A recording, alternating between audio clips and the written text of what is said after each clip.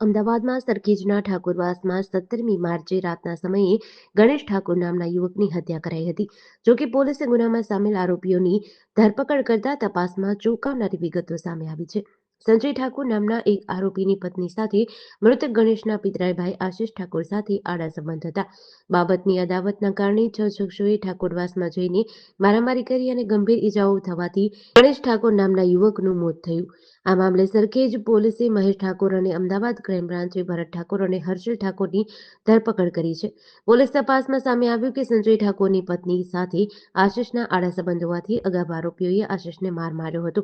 જોકે આશિષે અવનવા સોશિયલ મીડિયામાં સ્ટેટસ મૂકવાનું ચાલુ રાખ્યું હતું, જેથી આરોપીઓએ સ્ટેટસ મૂકવાની ના પાડી છતાં બનાવના દિવસે આશિષે આરોપીના ઘરની મહિલાને લઈને બીભત્સ લખાણ લખેલું સ્ટેટસ મૂક્યું હતું, જેને લઈને આરોપીઓએ હુમલો કરતા આ બનાવ બન્યો હતો.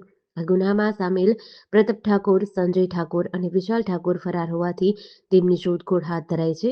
વધુમાં આરોપીઓમાં ભરત ઠાકોર સામે ભૂતકાળમાં જુગારના 3 ગુના તેમજ હર્ષિલ ઠાકોર સામે મારામારી અને ડ્રિંક એન્ડ ડ્રાઈવના ગુના નોંધાયેલા છે. તેવામાં હાલ પોલીસે આરોપીઓની ધરપકડ કરી વધુ તજવીજ હાથ ધરી છે. ગઈકાલ રાત્રિના 9:30 વાગ્યાના અરસામાં સરખેજ પોલીસ સ્ટેશનમાં જે બનાવ બન્યો છે, ઠાકોર કોમના બે જૂથો વચ્ચે જે પ્રકારની અથડામણ થઈ હતી, એમાં એક વ્યક્તિનું ઈજાના કારણે મૃત્યુ થયું છે અને આ કામમાં કુલ 6 આરોપી છે ફરિયાદમાં.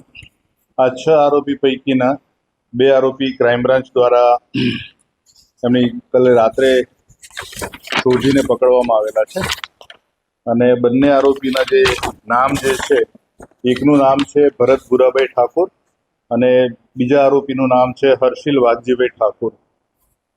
આ ગુનાનો જે બનાવ બન્યો છે, એ બનાવની પાછળનો જે મુખ્ય હેતુ હતો, એમાં જે આરોપીઓ છે દ્વારા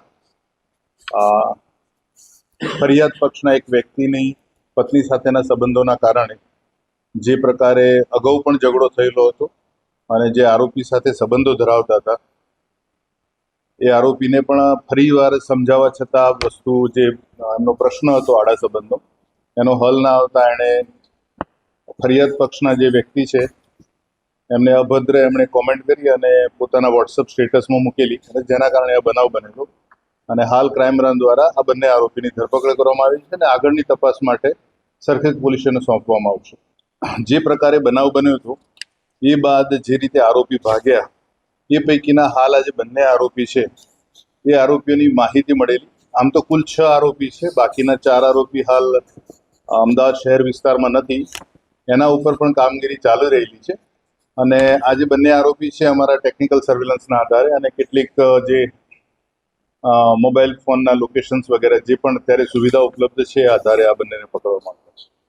ભરત જે ઠાકોર જે પકડાયેલો છે અત્યારે સરખેજ પોલીસ સ્ટેશનમાં, એના વિરુદ્ધ અગાઉ 3 જુગારના ગુના નોંધાયેલા છે અને હર્ષિલ વાઘજી વિરુદ્ધ અગાઉ મારામારીના એટલે 324-325ના અને